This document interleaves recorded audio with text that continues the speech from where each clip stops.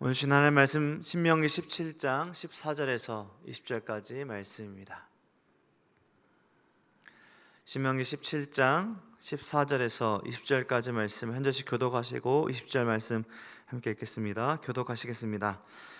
내가 내 하나님 여호와께서 내게 주신 땅에 이르러 그 땅을 차지하고 거주할 때에 만일 우리도 우리 주위의 모든 민족들 같이 우리 위에 왕을 세워야겠다는 생각이 나거든 반드시 내 하나님 여호와께서 택하신 자를 내 위에 왕으로 세울 것이며 내 위에 왕을 세우려면 내 형제 중에서 한 사람을 할 것이요 내 형제 아닌 타국인을 내 위에 세우지 말 것이며 그는 병마를 많이 두지 말 것이요 병마를 많이 얻으려고 그 백성을 애굽으로 돌아가게 하지 말 것이니 이는 여호와께서 너희에게 이르시기를 너희가 이후에는 그 길로 다시 돌아가지 말 것이라 하셨으며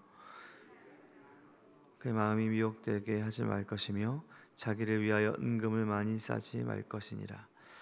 그가 왕위에 오르거든 이 율법서의 등사본을 레위 사람 제사장 앞에서 책에 기록하여 평생에 자기 앞에 두고 읽어 그의 하나님 여호와 경외하기를 배우며 이 율법의 모든 말과 이 규례를 지켜 행할 것이라. 함께 읽겠습니다. 그리하면 그의 마음이 그의 형제 위에 교만하지 아니하고 이 명령에서 떠나 좌로나 우로나 치우치지 아니하리니 이스라엘 중에서 그와 그의 자손이 왕위에 있는 날이 장구하리라. 아멘. 지나온 16장 18절에서부터 하나님께서 가나안 땅에 들어갈 세워질 나라 안에 필요한 공직에 관하여 말씀하십니다. 재판관 그리고 왕 이후의 말씀에 제사장 선지자에 대해서 하나님께서 말씀하시는데요. 아직은 요단 동편 모압 땅에 있는 이스라엘 백성들에게 아직 경험하지 못한 하지만 앞으로 경험할 그 나라에 관해서 하나님께서 미리 말씀하고 계시는 것이죠.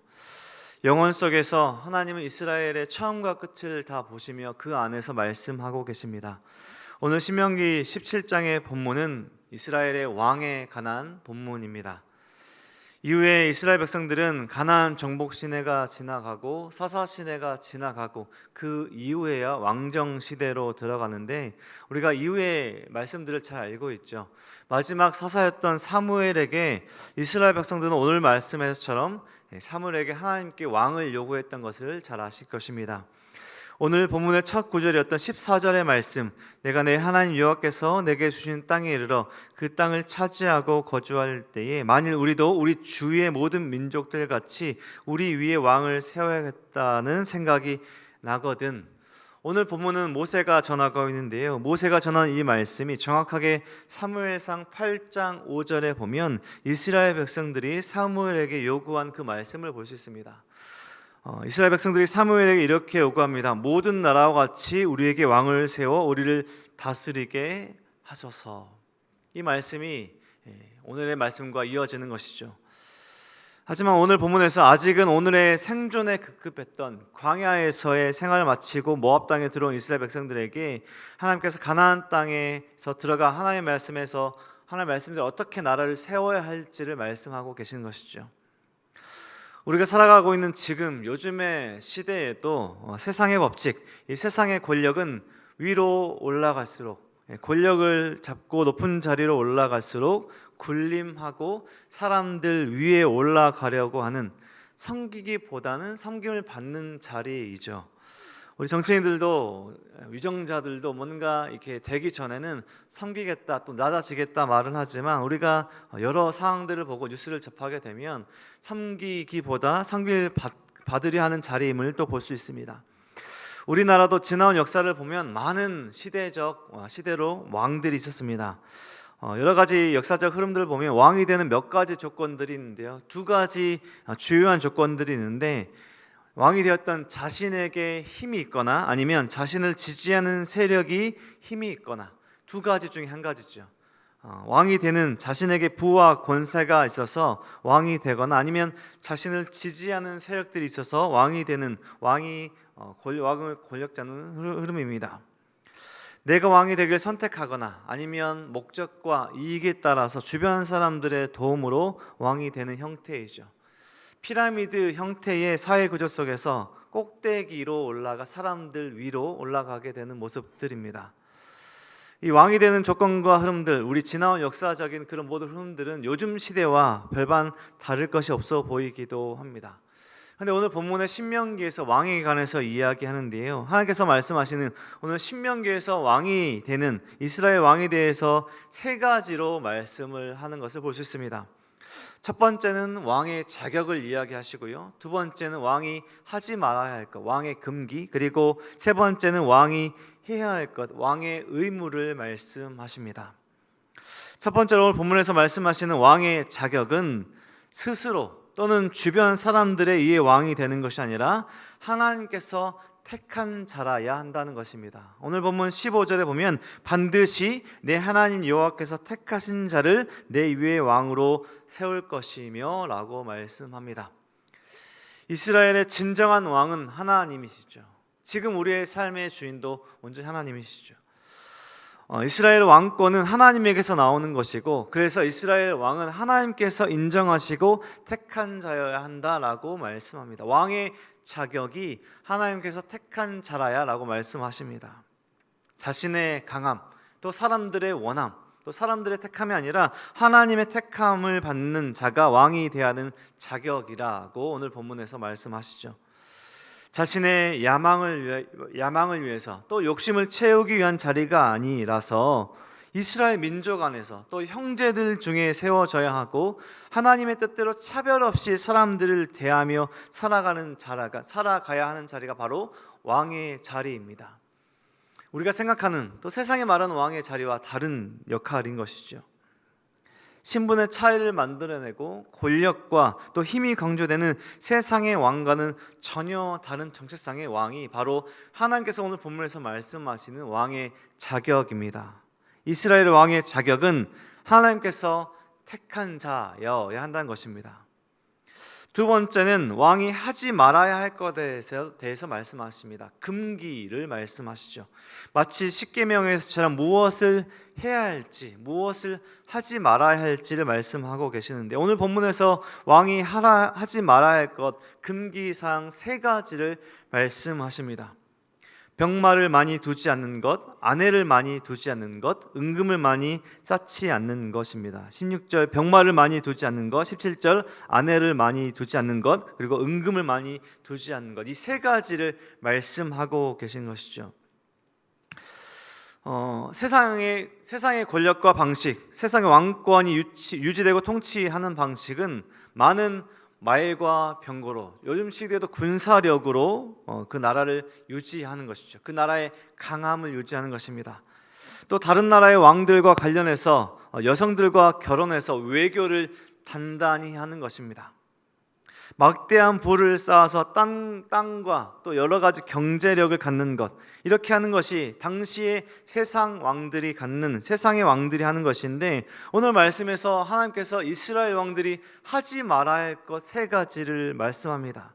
그 모든 세 가지의 온전한 의미는 온전히 하나님을 의지하는 것, 이스라엘 왕이 행하고 살아야 할 삶의 방식은 모든 도움이 하나님께 있다는 것을 드러내는 것이 이스라엘 왕의 삶의 방식이었다는 것입니다. 하나님께서 택하신 이스라엘 왕의 정체성이라는 것이죠. 자신의 힘이 병거, 그리고 강력한 외교, 또 자신의 부에서 나오는 것이 아니라 자신의 모든 것이 하나님께로부터 옴을 드러내는 것이 하나님께서 택하신 이스라엘 왕의 삶의 정체성, 삶의 모습이라는 것입니다. 많은 말들을 또 병거를 얻기 위해서 당시 애굽으로, 이집트로 가야 했는데요, 이스라엘 백성들이 떠나온 곳이 애굽이죠. 이스라엘 백성들이 출애굽한 애굽으로 말을 얻기 위해 가는 것을 애굽으로 돌아가는 것, 다시 애굽의 노예와 같은 그런 생활로 돌아가는 것임을 말씀하고 경고하는 것입니다.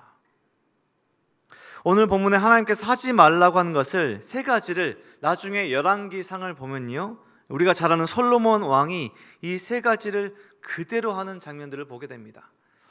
열왕기상 10장에 보면 솔로몬 왕이 많은 말들을 애굽에서 들여오고요, 또 많은 이방의 여인들과 결혼하고 많은 금과 은을 쌓아두는 모습들을 보게 됩니다. 하나님께서 이스라엘 왕들에게 하지 말라고 하신 것을 하게 됩니다. 그러면 어떻게 되었을까요? 우리가 잘 아는 것처럼 결국에는 나라가 분열하고, 결국 멸망하는 것들을 보게 되지 않습니까? 열왕기 그리고 역대기, 이스라엘의 왕정 시대의 성경을 볼 때 우리는 이 왕이 어떻게 살아야 하는가, 왕의 기준을 오늘 신명기의 말씀을 기준으로 보면 하나님께서 기뻐하시는 왕이 누구이신지를 분별할 수 있다는 것이죠. 앞으로 세워질 왕들이 어떻게 행하고 무엇을 행했는지를 볼 때 하나님께서 기뻐하시는 왕인가 그렇지 않은가를 볼 때 오늘 본문을 주의 깊게 살펴보면 된다라는 것입니다. 왕이 하지 말아야 할 세 가지를 말씀하셨고요, 마지막으로 왕이 해야 할 한 가지를 말씀하십니다. 그것은 하나님의 말씀의 순종입니다. 18절 19절에서 말씀하시는데요, 왕으로서 해야 할, 또 돌봐야 할 많은 일이 있을 텐데 하나님께서 왕이 해야 할 한 가지를 이야기하신대요. 오늘 18절 19절 또 나머지를 요약해 보자면 우리의 표현으로는 왕이 해야 할 한 가지가 있는데 그것이 무엇이냐면 하나님의 말씀을 묵상하는 것이라는 것입니다. 시편 1편에서 이야기하는 복 있는 사람이죠. 오직 여호와의 율법을 즐거워하여 그의 율법을 주야로 묵상하는 자, 왕이 해야 할 것이 바로 하나님의 말씀을 연구하고 묵상한다라는 것입니다. 왕으로서 여러 가지 일들이 필요하죠. 군사, 경제, 외교, 그러한 국가를 통치하는 기술이 있어야 할 텐데 그러한 기술이 중요한 것이 아니라 하나님 앞에, 하나님의 말씀 앞에 서는 것이 이스라엘 왕이 해야 할 중요한 유일한 한 가지라는 것입니다. 신명기에서 오늘 본문에서 전하는 이스라엘 왕이 해야 할 그 한 가지가 하나님의 말씀을 연구하고 묵상해야 한다는 것입니다. 말씀을 통해서 무엇을 말해야 할지, 왕으로서 어떻게 행해야 할지를 하나님께서 말씀하신 대로 행하는 것이 이스라엘 왕의 의무, 오늘 신명기에서 전한 한 가지 일이라는 것입니다. 하지 말아야 할 세 가지 모습에서 솔로몬 왕이 실패했던 모습이 있었다면 열왕기하 22장에서는요 요시야 왕이 하나님의 말씀을 찾고 그 말씀대로 종교개혁을 일으키게 되는 장면들을 보게 되지 않습니까? 하나님의 말씀을 읽으니 요시야 시대 이스라엘의 죄가 보였고 우상을 물리치는 하나님의 말씀대로 돌아오는 일들을 왕이 했습니다. 왕이 하나님의 말씀대로 돌아가자 모든 백성들이 하나님께로 돌아갈 길을 찾았던 것입니다. 왕이 해야 할 세 가지, 왕이 하지 말아야 할 세 가지, 왕이 해야 할 그 한 가지를 오늘 본문에서 하나님께서 말씀하셨습니다. 우리는 세상에 살고 있기 때문에 우리도 알게 모르게 세상의 법칙을 우리 교회에, 우리 가정에, 우리 삶에 두려워할 때가 있습니다. 세상의 법칙대로 우리가 살아가는 것이 자연스러울 때가 있습니다. 너무나 자연스러워서 하나님의 말씀대로 살아가는 것이 오히려 어색할 때가 있다는 것이죠. 교회로 보면 목사가 높은 자리, 장로, 권사, 집사, 교회 직분이 높은 자리라고 착각할 수 있습니다. 가정에서 부모의 자리가 군림하고 자녀들의 모든 것들을 힘으로 누르는 높은 자리라고 착각할 수가 있습니다. 세상의 법칙대로 우리가 있으면 그렇게 착각할 수가 있다는 것이죠. 우리가 온전히 우리의 역할을 감당하려면, 우리의 정체성을 잃어버리지 않으려면 우리가 어떻게 해야 하는가? 하나님의 말씀으로 돌아가야 한다라는 것입니다. 20절 말씀 오늘 이렇게 마무리합니다. 그리하면 그의 마음이 그의 형제 위에 교만하지 아니하고 이 명령에서 떠나 좌로나 우로나 치우치지 아니할 것이다. 하나님의 말씀 앞에 돌아간 왕이, 하나님의 말씀으로 돌아간 한 사람의 성도가 우리가 어떤 모습으로 살아갈 수 있는가? 교만하지 않고 좌로나 우로나 치우치지 않는 하나님께서 말씀하신 균형 잡힌 성도의 삶을 살아갈 수 있다는 것입니다. 우리가 살아갈 때 해야 할 일, 또 알아야 할 일들이 얼마나 많이 있습니다. 얼마나 많이 있습니까?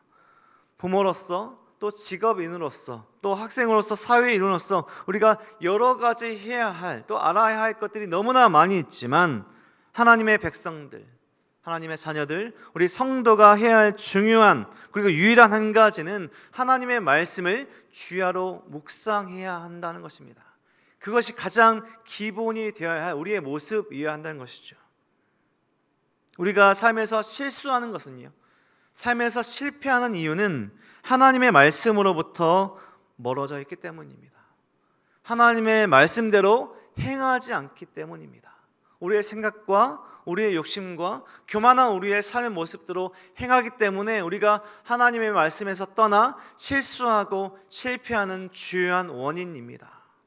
이스라엘 왕들이 많은 실패와 실수를 했습니다. 그 원인이 무엇입니까? 하나님의 말씀으로부터 하나님으로부터 떠나 있었기 때문입니다. 내가 가진 것들이 내 것이라고 생각하기 때문입니다. 내가 이룬 것이라고 착각하기 때문입니다. 바쁘다라고 말하는 이 시대 가운데 여전히 하나님은 우리에게도 말씀하십니다. 하나님 말씀을 가까이 하는 것보다 중요한 것은 없다라고 말씀하고 있습니다. 성도가 하나님을 믿는 백성들이 해야 할 한 가지 유일한 우리가 중요하게 붙들어야 할 삶의 모습은 하나님의 말씀을 읽고 묵상하고 하나님의 말씀을 행하려고 애쓰는 삶인 것입니다. 너희는 택하신 족속이요 왕 같은 제사장이라. 그렇게 말씀하신 하나님의 말씀을 기억하며 우리에게 주신 그 말씀대로 행하려고 애쓰는 삶이 우리의 삶에서 있어야 한다는 것이죠. 하나님의 말씀에 따라서 우리는 행하다가 우리가 어려움에 봉착할 수 있습니다. 고단할 수도 있죠. 또 어려운 그 순간에 직면할 수 있지만 그 말씀대로 행하는 그 모든 삶의 그 결국은 하나님께서 주신 그 복된 삶으로 나아간다는 것입니다.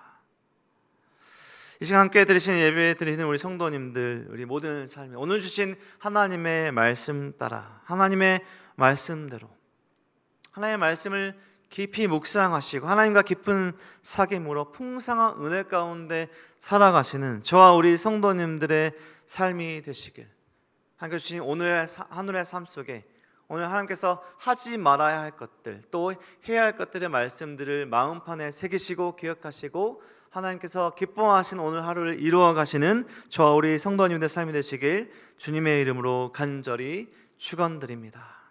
기도하겠습니다. 하나님 감사합니다. 오늘도 말씀하여 주셔서 감사합니다. 하나님, 우리가 이 땅에서 살아갈 때 세상의 법칙대로 세상이 원하는 대로 우리의 삶과 우리 가정과 공동체를 세워가려고 할 때가 있습니다. 하나님의 말씀이 아니라 하나님의 말씀에서 떠나 살아가려고 할 때가 있습니다. 그럴 때마다 우리에게 말씀하시고 하나님의 말씀대로 살아갈 수 있도록 우리의 삶을 지키고 보호하여 주옵소서. 우리의 삶을, 우리의 가정을, 우리의 공동체를 하나님께서 기뻐하시는 대로 세워갈 수 있도록 도와주시고 우리가 더 겸손하고 더 낮은 자리로 하나님께서 기뻐하시는 삶의 모습으로 살아갈 수 있도록 우리의 삶을 지키고 보호하여 주시옵소서. 이 시간 머리 숙이는 우리 모든 성도님들 기도하시는 그 기도 제목들 그 하나하나를 하나님께서 들어주시고 응답하시고 결국 하나님께서 이루셨고 하나님께서 기뻐하시는 대로 살아가고 있음을 하나님께 감사드리는 우리 삶이 될 수 있도록 도와주시고 우리 모든 성도님들 오늘 하루가 평생의 삶이 하나님께서 기뻐하시는 삶이 될 수 있도록 지키시고 인도하여 주시옵소서. 모든 은혜와 사랑 감사드리며 예수 그리스도의 이름으로 기도드립니다. 아멘.